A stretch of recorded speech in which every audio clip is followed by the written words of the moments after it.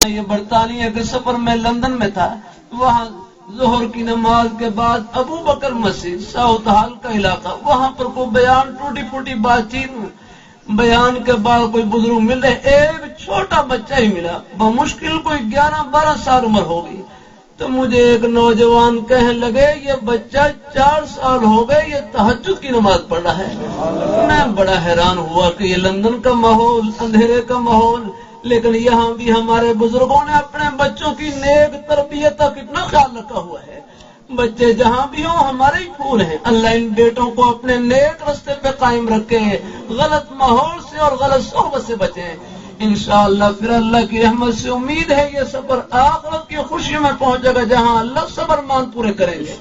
آخرت کوئی دور تھوڑی ہے، بڑی قریب ہے۔ ہاں اللہ ایمان کی سلامتی کے ساتھ اللہ تعالی ہم سب کو آخرت کا سفر نصیب فرمائے، آمین آمین۔ وآخر دعوانا الحمدللہ رب العالمین۔